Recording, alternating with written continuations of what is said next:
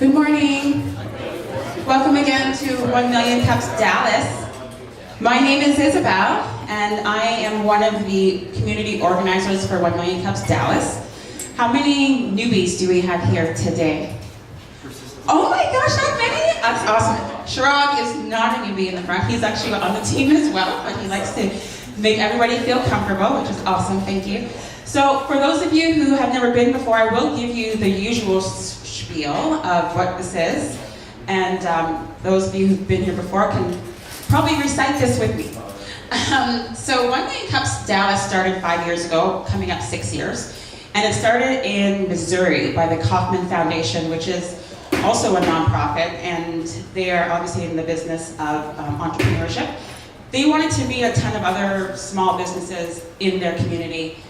They didn't know enough people, and so there were like 2 people there that said, well, what can we do to connect with more entrepreneurs? And they came up with this idea to have a weekly event where people would present. And so the first event only had a couple of people, like less than 10. And then it got so popular, it grew from there, and it continues to grow. And now it's in 172 cities across the US, with massive plans to be in 500 by the end of this year. So Dallas has been around for coming up 5 years, and yeah, we're just gonna keep on growing. So invite somebody to come along with you next time. We do have an app, so you can check in with the app on your phone. You can also check in at the front here, make sure that you get plugged in with us so that we continue the newsletter and you know what's coming up each week. And then also in the app, you can connect with other people, other entrepreneurs. So you might be dashing out quickly one day, but there was someone you wanted to connect with, and you can just go onto the app and see if they're there. So today's presenters, actually let me not mention, because some people may have just walked in. If by any chance you have parked in the back of this building, we do ask that you move your car right away, because you do run the risk of being towed. The spaces that are there that are marked DEC are only for the staff here. Usually in this group, we usually have about 50, 60 people, sometimes up to 90. Today, we're a little bit light. And it might have a lot to do with South by Southwest. I'm not sure, I know a lot of people have traveled there this week. If any of you have gone, we'd love to hear your stories when we connect with you after. So today's presenters are ChickTech and Trifigo. So I'm going to welcome ChickTech to the stage. Her name is Paola. Please welcome her with a round of applause, and we always stand up here in Dallas to say welcome. Thank you. Paola, join me up here. Oh, I'm sorry. You guys, please forgive me. Please forgive me. I was not meant to welcome her to the stage first. I mean to welcome Trifigo. So that is my error. I am going to say I made a mistake. We have planned and we have scheduled to welcome Caston to the stage first with Trifigo. So we'll give him a round of applause, please. Thank you. Thank you. Thank you, Caston. Trifigo. Thank you very much. So first of all, I want to thank DEC for sponsoring this event. Thank 1 Million Cups for giving us the opportunity to present our company, Trifigo. Thank you guys for being here. So, we started this really quickly. How many of you guys here know what your credit scores are right now? Please raise your hand. Have you checked it today? Okay. You probably actually don't really know what it is, because you actually just recalculated it today. How many of you guys know how your credit scores are calculated? 1. Anybody else? Okay. All right, so this actually kind of outlines the problem and the gap that's currently out there. Most people do not know how credit scores are calculated and how significantly this affects their lives. So here's an opportunity that we saw in the market a couple of years ago. So what we are your credit report resume writers, and we are specifically looking to help the younger millennial crowd. So I'll jump into the second slide. So this is currently the problem that's out there. Now the problem is much larger than this, obviously, as you guys can kind of tell when I asked you how you calculate your credit scores. But what we're actually looking at is the problem with the younger millennial audience. So here, most of them are thin file or no credit files. Most of them will be thin file.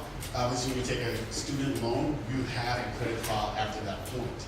But most of them don't understand what it means to have a credit file and a credit score and how significantly that impacts them. And financial behaviors also impact your credit scores. So within all of that, you'll see that having a bad credit score or lack of understanding of your credit obviously leads to either access denied for access to capital or credit, or it just costs you a lot more, which then makes it harder to grow wealth. So what's the root cause of these problems? A lot of it is information, right? Transparency. Right now, there's a pretty significant information transparency gap between how the credit scoring, reporting bureaus and organizations are set up and the average US consumer. So most people do not fully understand or pay attention to these items because it's intimidating, right? So how many from your perspective, your payment history is 35% of your credit score, credit utilization is 30%. Well, within that, what are the scorecard breakdowns?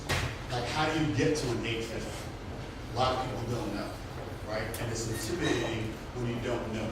So even if you're making $150,000 and you have a 650 credit score, there's almost some type of financial shame around that we want to get rid of. So here's right now kind of the root causes of the problem. Again, a lot of it's information and lack of knowledge. The current credit scoring system, the transparency isn't there for you as a consumer, but yet this impacts your lives. Another quick question I ask anybody here. When have you ever explicitly given permission for any of the bureaus to collect the file number? No one. But how have they been able to collect this information over the last 40 years and not necessarily provide the same service to you as they do to financial institutions? That's another interesting point to think about. But, so here are the limited platforms targeting the consumers that we're looking at. That college junior, college senior, looking to transition into professional working lives. Right now, the 800-pound gorillas in the room are Credit Karma and CreditWise, but they're not necessarily targeting the consumers that we're targeting in terms of helping them in terms of transitioning and gaining that knowledge and behavior to make them better understand their credit scores. So here is our product. We currently have our app in the app stores in the beta version, both iOS and Android. And at the end of the day, all of this is making you, we're trying to just make you a better consumer, right? So with that, we'll provide you the education and tools, as well as run some assessments on your current credit score and your credit report, mostly on your report, because at the end of the day, all of that information kind of feeds into your score. Well, we'll take a snapshot of where you currently stand, then with some algorithms that we're creating, help you to provide a specific recommendation as to the next steps to help you build your credit score and your credit profile. So at the end of the day, if we reduce or improve your risk profile, as well as your behavior and understanding, that'll improve your score. So we want to make a lot of this information a lot less intimidating and easier for you to understand. At the end of the day, most people don't realize cash flow is king when it comes to your credit. And you don't necessarily think about it that way. Credit's one thing, your banking accounts and your checking account's something else, but not necessarily. The ability to create cash flow and have leverage, or create leverage for yourself is what's usually better. So here are a couple of screens that we have on our product. I only have a little bit of time, so I'll try to provide you with some more context. Well, personalized profile, so it's a mix between LinkedIn, Credit Karma, and Mint at the same time. We'll also have your banking profile, which is on this side, which again provides cash flow analysis, some additional credit analysis, depending on your, obviously, your cash flow. And this is kind of how it works, right? So we're going to provide you with the tools, provide you some recommendations based on our proprietary algorithm. Behavior optimization is, again, we want to give you those good behaviors that make you a better risk profile. And at the end of the day, provide some potential tailored products, working with some good financial partners out there, and that's to improve your credit scores. Business drivers are here, working with universities, in-app advertising.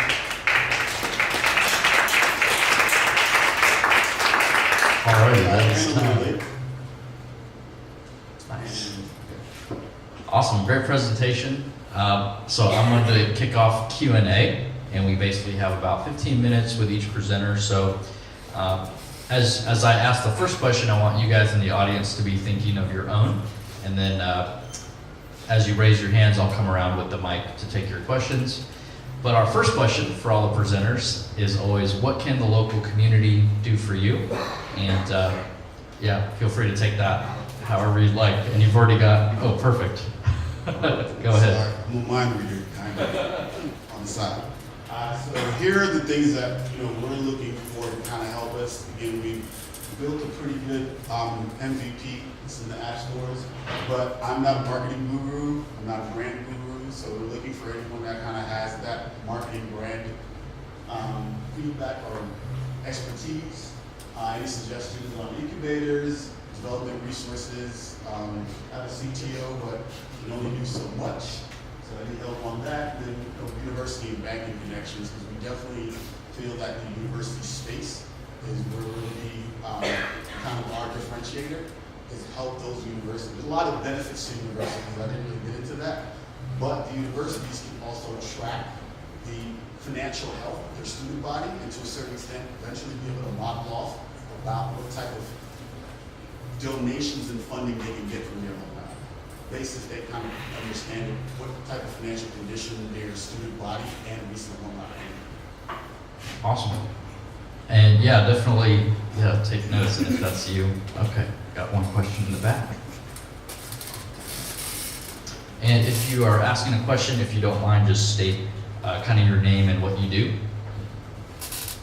Hi, my name's Spencer. I'm the owner of Brandwagon Digital. We do digital marketing and SEO and inbound marketing services.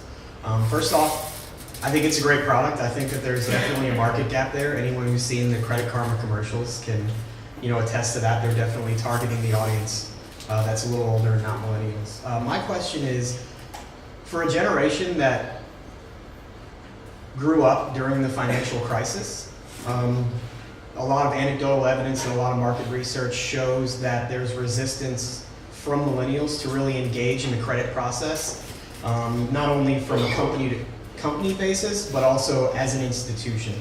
Have you found any challenges with reaching that audience because of that skepticism of engaging with that whole system? So here's the ironic part. Again, going to college, you get a credit file by taking out a student loan. So whether you want to or not, you're participating in that game. Now, the other part of that is that we're focused on your behavior and to help you, and a lot of that is literally based on your shopping and your spending behaviors. Because we want to help you become a better consumer on the end of it. Like your credit is just a fortune, right? So we want to make you overall better financial consumer, because at the end of the day, if you understand credit, you can understand investment. Because credit is the basis of the U.S. financial system. Right, there's a 9-to-1 credit to equity in the market. Most people don't even think through that. Right, so debt is the way that the U.S. economy is run, and whether you want to participate in, eventually millennials will kind of change their tone. A lot of generations do that. Like they want to be rebellious, but at some point we kind of fall in line to the rest of the world because of the way the system is set up. You can't necessarily, 90% of millennials can say, all right, I don't want to use a credit card, I'm not going to do it. You already have a credit file. Right? You take out a student loan, you have to pay that back. You take out a car loan, you have to pay that back. So those are credit products that they're using anyway. The credit card portion is definitely, and again, that's why we're not necessarily thinking of like just promoting credit cards. We just want to make you a better overall consumer. And if credit cards fit as a part of that profile, we can help you kind of help to pick out some better credit cards by understanding some of the nuances of how credit cards work. But yes. Hey, it's Tanner Hawkins. I work in personal finance, so I love the idea. You said it's kind of, your app is kind of a combination of LinkedIn, Mint, and Credit Karma. Now, I've looked at the Mint app before. I kind of like the way it's set up. So you guys, obviously, you have a lot that's focused on the credit, and I'm guessing you have ways to kind of, hey, here's some tips of improving your credit, making some adjustments. Do you also go into, I'm guessing it's probably linked to banking information as well, so could it track purchases, or you can even say, hey, you may be able to monitor even your budget or your spending habits and find some ways you can help yourself out there as well? Yes. Simple answer to your question. Okay. So the aggregator behind, it used to be behind Mint was Yodlee. So I don't know how familiar you are with Yodlee. It took me a while to figure them out too. But Mint is now owned by Intuit. So Intuit is providing that service for me. So what Yodlee does is a financial aggregator that goes out and plugs into JP Morgan Chase, all your accounts, 401k and all of that, right? And it pulls that data for you. And we've actually been working with Mint for a while, so we have access into their development portal. And right now on our app, you can link your banking account, 401k, checking account into it. And part of the thing that, again, people don't realize is how do you assess fixed expenses versus variable expenses? We're getting down to that level, right? And it's harder to adjust your fixed expenses because of rent, car notes, but your variable expenses is where you can do a lot of work on, right? So if you have, say, 50-50 variable to fixed, we're probably gonna figure out how to kind of bring that expense down on the variable side to get cash flow. That's what we're focused on. How to help you understand and improve your cash flow, because that's pretty significant in terms of giving you choices. So yes, that's a different part of it. That becomes a part of the banking profile that I couldn't really show you in depth, but it's on our app. We'll be providing a 3-month cash flow analysis. So you want to be able to even smooth out the seasonality. So if you look at stuff in December and November, a lot of people are buying Christmas cards, Christmas gifts in those months. So if you see a negative $800 cash flow, sometimes a lot of people are spending more than they usually would, but if you smooth that out over 4 months or so, you see that on average, this person has about $250 or $300 in average cash flow, right? So cash flow is where we're trying to do that analysis there and give you suggestions. And we also have another page where we'll be looking at offers in terms of tips, right? Showing them where to go get things that they normally buy at 30-40% off, like Deal News, Car Gurus in terms of shopping. So again, we want to make you a smarter overall consumer. So if you're going to go shopping, we'll walk you through that shopping process. Understand what you can afford, pre-qualify, use Car Gurus, get co-signed by the car dealership before you go there, so there's no negotiation. They can't even tell you it's another $50 off, I mean $50 more. It's what's on that actual stamp from Car Gurus, right? So all of those things help you in the long term become a much smarter consumer. Thank you, Casley. Can you tell us a little bit about your background and how you came to this solution or this business, the problem and then finding the solution? What is your background? I have about 15 years in financial services across the spectrum of finance. So I've been a bank examiner during the financial crisis. I was at the New York Fed. I worked on a lot of interesting projects there that some of them made the papers, a lot of them didn't. Government repo settlement, only 2 institutions in the country that actually do that. Imagine failing $1 trillion of government repos on any given day during the crisis. I had to report on that to the Board of Governors. Worked at Goldman, AIG, BMO, model governance, risk, operations. So I've seen the spectrum of financial services, and especially on the retail consumer side, the information asymmetry is terrible. And most people don't realize you go up against an institution like a bank, the least information you have, the more of a win it is for a bank. No matter how smart you think you are, a bank will always beat you. Like within the tricks of contracts, I've seen contracts that people have no idea what they sign. They think it's plain English, but read page 34 of that contract. It's not what you think it is, right? So I think a lot of that is we want to kind of level the playing field, right? There's that information asymmetry. What you don't understand affects you in multiple ways. So if you're smarter and you at least have enough to have a decent conversation, and what actually improving your credit score does for you is give you choices. That's really all it does, right? So when you have a 600 credit score, you have 5 or 6 choices. When you have a 750 credit score, you have 80 to 85 choices. And you can pick and choose. I want this, I don't want this. So those are the types of things that we want to kind of make it more apparent to folks that those are the things that to focus on, not the actual score itself. The score is arbitrary. 300 to 850, who came up with, right? But that doesn't matter. It's where does it matter to you in terms of your financial goals, the choices I want in my life, and the type of lifestyle that I want to lead, and what do I need to do to make that happen? Good morning. My name is Jason Johnson. I'm a COO for the newly launched Fubu Mobile. I wanted to ask a question as far as I see that you're doing it on the personal side, but are you going to be doing this or launching some type of platform on the business side? Eventually. So that question has been posed to me quite a few times. I want to transition over to the business side because a lot of times from a startup small business, they ask for personal guarantees, right? And they also look at your credit score when they're looking at those personal guarantees. So teaching small business individuals how to kind of get better at understanding the financial part of it is one of our probably version 2.5 in terms of rollout to the future. But for right now, initial launch, we won't be actually focusing on the business side. But again, for like someone younger, and that kind of our target age range is usually between college, juniors and seniors, and say 26, 27-year-olds. If you're in that space, definitely help you individually, personally, and then help you to transition to understanding what does that mean on the business side for you. Nice. I was going to say, yeah, we have time for about one more question. And then if you did have something you didn't get to ask, please feel free to stick around after, connect with Trifigo on Twitter. Yeah, hope you get those questions answered. And here we'll take one more from Roberto. Hi, my question is, you kind of mentioned that the app is a mashup in between LinkedIn, Mint, and Credit Karma. Now, the thing is, we know all these apps because they are really good at what they're doing, right? So my question is, are you afraid that maybe you guys are trying to overreach and trying to solve way too many problems, trying to mix a lot of stuff instead of focusing on only one?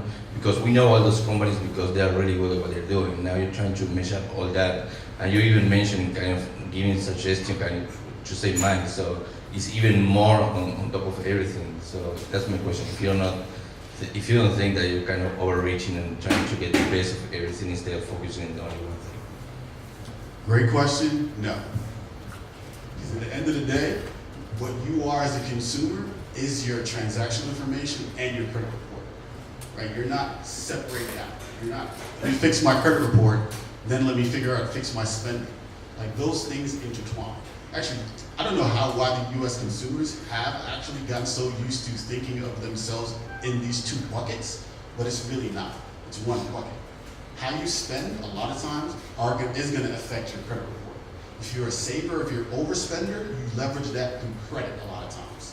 So, yes, I fully understand your concern, but we've done a lot of anecdotal research, and saying it's a combination of LinkedIn, Mint, and Credit Karma, the LinkedIn part is just for creating the personal profile, which is easier for you to see and feel and personalize.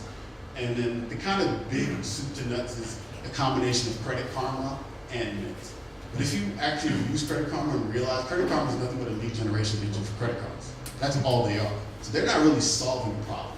They're just getting to figure out what kind of credit card you can afford. Right? So we're in a different ball space than Credit Karma. All right, thank you guys so much for your questions. And let's give another round of applause for Trifigo. Great job.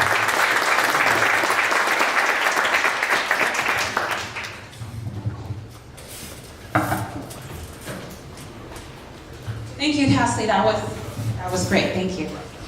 So this is the moment where we kind of have a half time or just a quick break. So I'm going to do a couple of announcements, really to thank our sponsors. We have Michael K. Bruno, who does the video for 1 Million Cups. That's for the Dallas chapter. And he posts it up on our website, which is 1millioncups.com/Dallas. So if you ever miss a week and you feel like you really wanted to see a company, you can go to the website and watch it there. I also want to thank Kurtu for being with us this week. Thank you for your delicious pastries.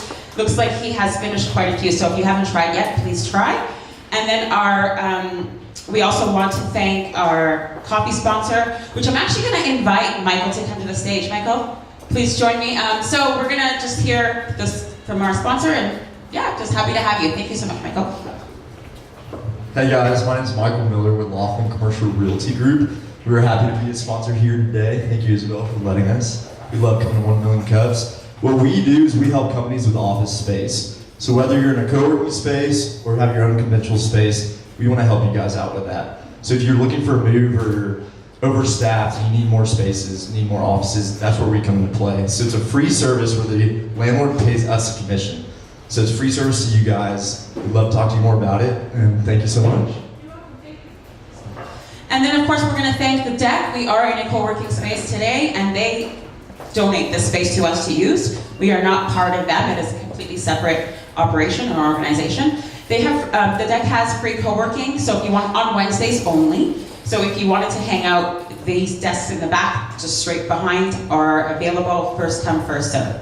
So we'll give a round of applause for everybody, all of our sponsors. We love you, we thank you. Thank you so much.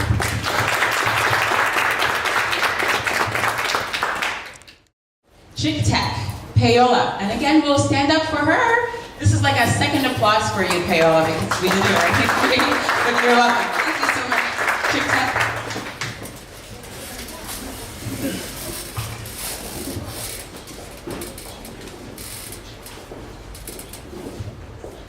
Hello, my name is Paola Sandoval, and I'm the chapter director of ChickTech Dallas. Women make up half of the total U.S. college-educated workforce. Yet, according to the U.S. Bureau of Labor, they only held 25% of computer and mathematical occupations and 14% of engineering and architecture occupations in 2016. And this is where we come along. ChickTech is a non-profit which is focused on reaching gender equality in tech. It was founded in 2012 in Portland, and it now counts with more than 1,000 volunteers across the country. ChickTech is committed to increasing the number of girls who pursue STEM degrees and keeping women in the technology workforce while improving the culture of the industry itself. We now count with 23 chapters across the country. ChickTech Dallas began operations in January 2018, and we are now working on creating a presence here in the Dallas-Fort Worth Metroplex, and we're looking for volunteers, sponsors, partners who want to support our mission. So how are we going to accomplish our mission? We focus on two different streams. The first one would be we want to address the pipeline issue. We do that through our signature program, which is ChickTech High School. So we have 100 girls follow a year-long program of different workshops organized, 100% free for them, with lunch, and we also help organize transport to and from the venue. And as we become more mature here in the area, we will also help organizing ChickTech summer camps for K-12. On the other side, we want to focus on retention of women in the technology workforce. According to Catalyst.org, women who start up in business roles in technology-intensive industries leave for other industries at high rates. 53% of women compared to 31% of men. It is work environment experiences that have to do with a lot of the decisions that women take when leaving the industry. They have a feeling of isolation. They feel that there's a hostile working environment. They believe there is ineffective executive feedback and also a lack of effective sponsorship. And this makes a lot of women leave STEM jobs. So we want to tackle that by organizing networking and career events on a monthly basis. We do that using meetup.com, so we have a group there, ChickTech Dallas. And as we mature here in Dallas, we will also organize a yearly two-day session that's called the Advancing Careers for Technical Women, the ACTW, locally. What we do here is we focus on building a sense of community, creating opportunities for women, and also creating a sense of belonging. So why is ChickTech High School effective, you might be wondering? Well, we first focus on selecting girls that are non-technical, who perhaps come from at-risk or are at-risk youth, from low-income families who come from underrepresented groups or are underrepresented minorities. We will provide mentoring and internships as well as we evolve in the following years. So we have a 3-to-1 ratio of students to volunteers during our workshops. We send individual invitations to give them a sense of participating in something really special and tailored to them. Throughout the year, we encourage the values of equality and respect. They feel like they belong to a very inclusive, very respectful community throughout the year. There's a very diverse mix of girls who also build a very important friendship. And well, most importantly, this is not a one-off only. It goes throughout the year, and also this is a hands-on type of experience, so it's not just lectures. And then we have the ACTW National. This year it's going to be in Phoenix from April the 11th to the 13th. And whoever wants to participate, please let me know at the end of the conference. What we want to do is empower women to create a good and powerful networking environment for them and for their supporters, and to reach out to the community and organizations in technology. So please consider joining ChickTech, because we improve the confidence of girls and women.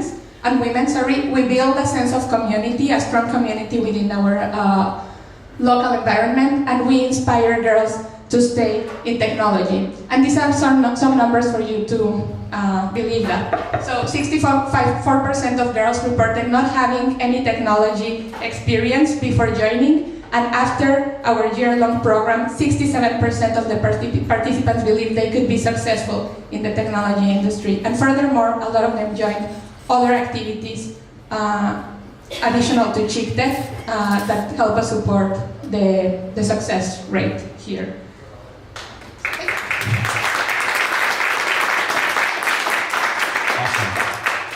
Great presentation. Yeah, you have exactly 6 minutes. And yeah, I just love the work that you're doing. So I think you did answer this a little bit in the presentation already, as far as how can the community get involved.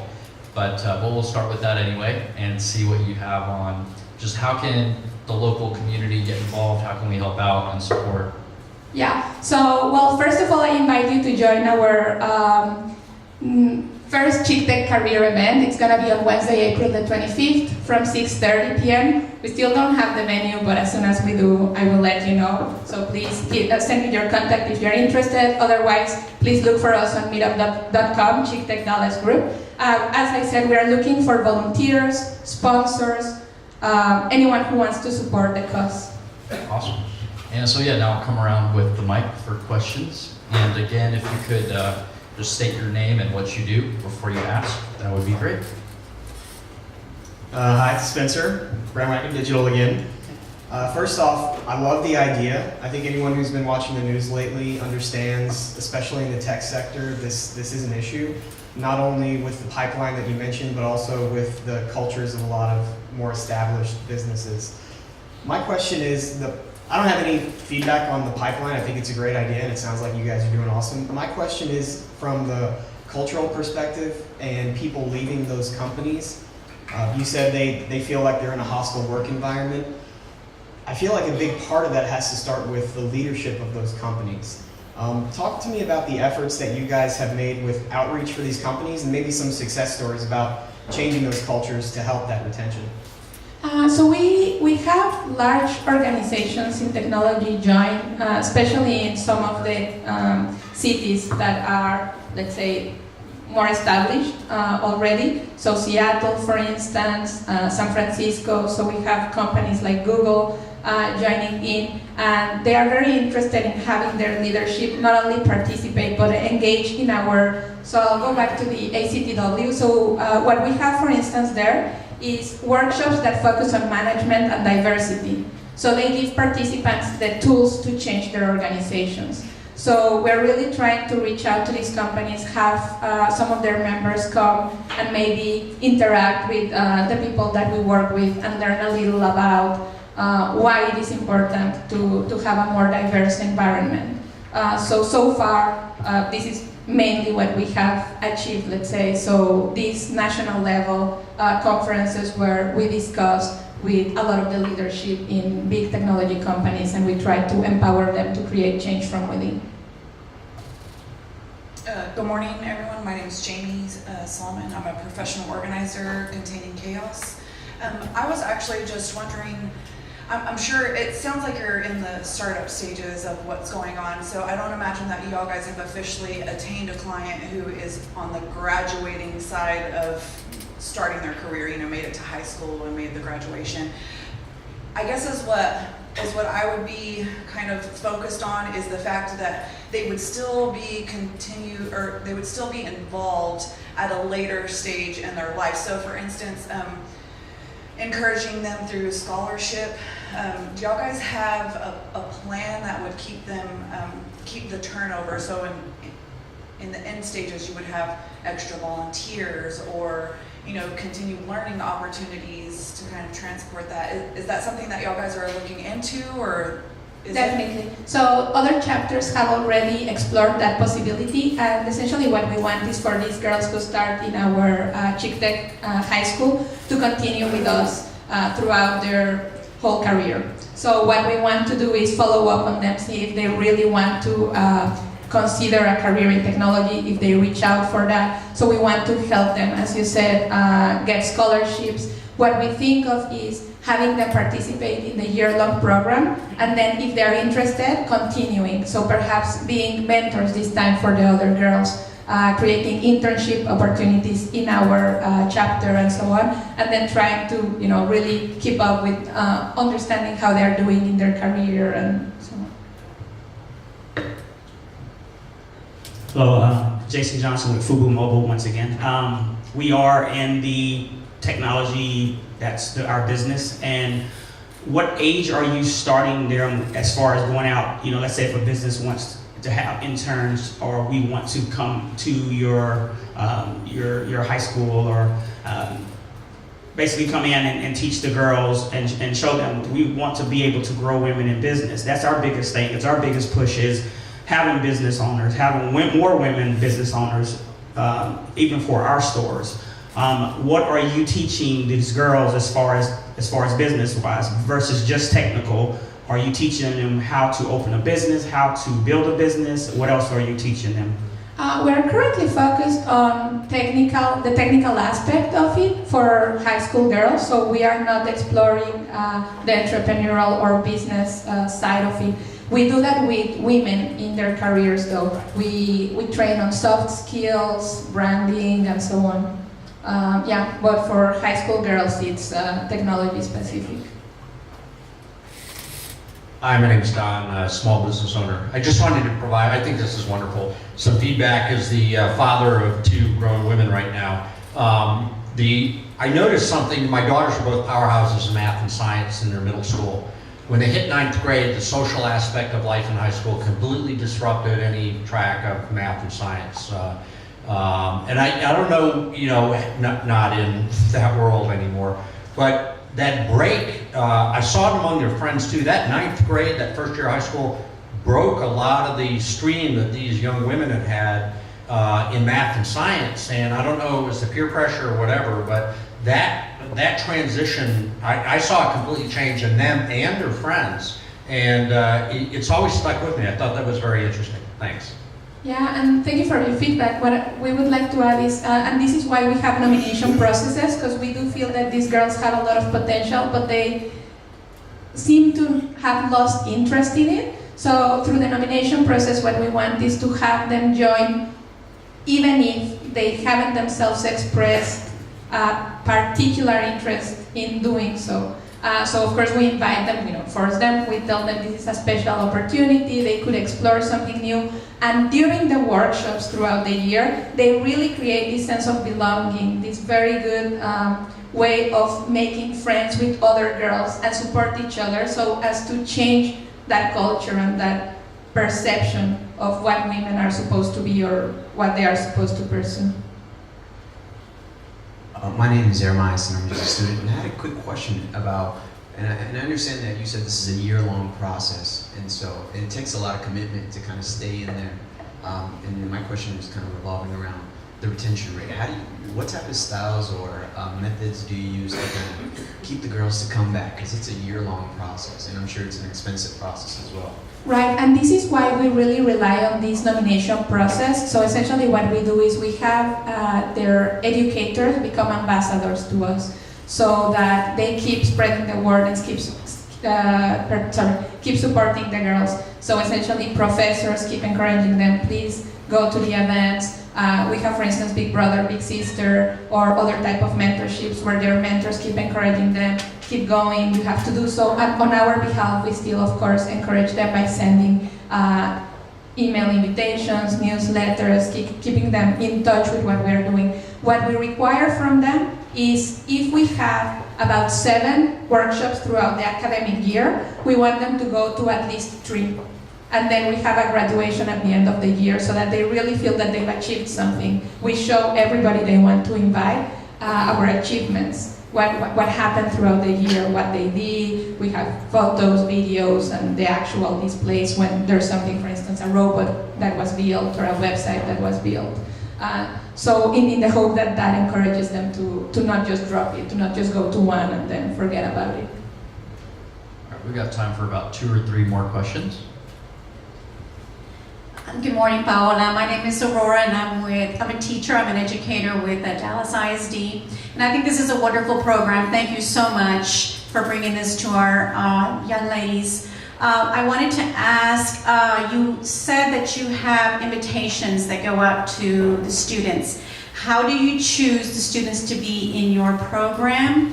And also, if you've considered having your venues at the schools themselves. I work at a school that happens to be very much supported by the community, which is a very beautiful thing. I know it doesn't happen everywhere, but if you've gotten involved in those schools that have the community support, where the parents do support their daughters to be a part of this. Yeah, so well, within our nomination process, we really encourage anyone who wants to nominate a girl to do so. But for selection, we do focus on a certain group of girls, or prefer, let's say, to select a certain group of girls. And so that would be non-technical. So we really want to get the girls who haven't already on their own tried to explore a tech career or a tech perspective. We want to focus on lower income people who maybe haven't had the chance to explore that world either, and underrepresented groups or underrepresented minorities. So that's our main focus. It's not the only population we want to target, but when selecting, that would be our priority. And we're definitely open to hosting the events in schools. In fact, we do need venues as part of in-kind donations to be able to organize it. And of course, schools would have the infrastructure to be able to provide those workshops. So it's definitely something we'd be interested in talking about, discussing further. Awesome. Anybody else have a question? Here we go. Hi, good morning. My name's Grant. I'm coffee sponsor, co-sponsor with Michael. What's involved for the girls that you pick? How do they interact with your group? And I mean, do they meet every week, or what's a month look like for them when they're selected? So definitely, it would be a once a month interaction, and not to lose their focus, we would send newsletters to them to keep them encouraged. And well, as I say, we really rely on the work of our ambassadors, so that would be their educators or mentors, to make sure that they want to continue going to the workshops. Since these are weekend workshops, it's not always easy for them to attend each and every single one of them, and that's why we've capped it at 3 at least in order to graduate. I don't have the number right now, unfortunately, and we haven't done it ourselves here in Dallas, so I would be just giving you national percentages, but the percentage of girls who start is quite high. I'm thinking higher than 60% of the people who start go to the graduation. Awesome. Anybody else have any one more final question? Okay, I just wanted to ask one final question then, and really glad that we have someone here from DISD as well. So kind of to piggyback on her question, I heard that they're doing something called DISD STEM Day, I think at like Skyline High School, but I was wondering if you guys are already kind of partnered with certain events like that happening in DISD. So we're more than interested in doing so. We haven't really yet explored, what there is in terms of our high school, but we definitely need to start planning it right now. To be very honest, we have focused on building our presence, and that we had done through our previous fundraiser and now the April 25th ChickTech career event. We hope that through that we will get the volunteers that we will need for our 2018-2019 high school program, and also hopefully sponsor some partners. Not once we get it, but in parallel to getting this, we will start exploring any possibilities of partnerships and talks with educators. Awesome. Thank you again so much. Let's give her another round of applause.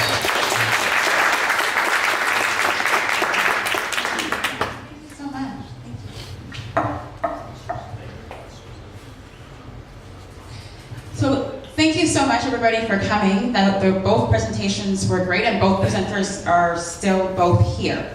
So you are welcome to approach them, have conversations with them. I see Cassidy in the back there with the hat on, and Paola's still up here. So you are welcome to hang around a little bit longer. We do have free co-working. That's going to be all for today, guys. And our sponsors are still here as well. Grant, I see Grant, and Michael is up here. So thank you, everybody. Enjoy the networking. See you next week.